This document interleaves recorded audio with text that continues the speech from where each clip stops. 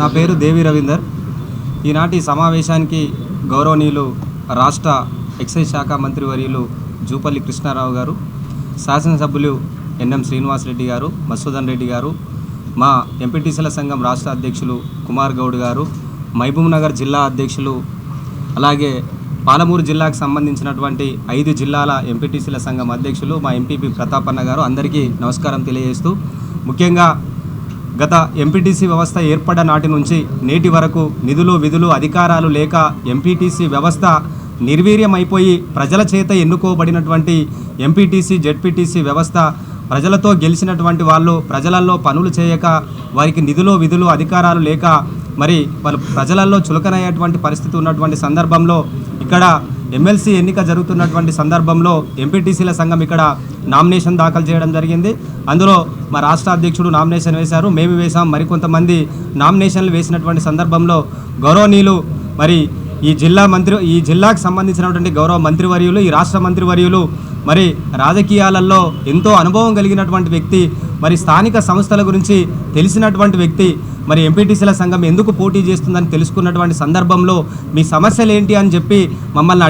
అడిగిన సందర్భంలో మా సమస్యలల్లా ఎంపీటీసీ వ్యవస్థ రేపు రాబోయే మేము ఫస్ట్ టైమే కాదు సార్, 3 సార్లు 1-2-3 సార్లు గెలిచిన వాళ్ళం ఉన్నాము. గత 18 సంవత్సరాలుగా ఈ వ్యవస్థ కోసం పనిచేస్తూ ఉన్నాము. ఈ ఎంపీటీసీ జిల్లా పరిషత్ మండల పరిషత్ వ్యవస్థ బలోపేతం కోసము మేము ఒక కంకణబద్ధలమై ఇక్కడ పోటీ చేయాలనే ఒక ఉద్దేశంతో మేము చేస్తున్నామన్నటువంటి సందర్భంలో మీ సమస్యలు ఏందో మాకు చెప్పండి, నేను ఈ రాష్ట్ర ప్రభుత్వం దృష్టికి తీసుకువెళ్ళి ముఖ్యమంత్రి గారితో మాట్లాడి నేను మీ సమస్యలు పరిష్కారం అయ్యే విధంగా కృషి చేస్తానని చెప్పినటువంటి జూపల్లి కృష్ణారావు గారికి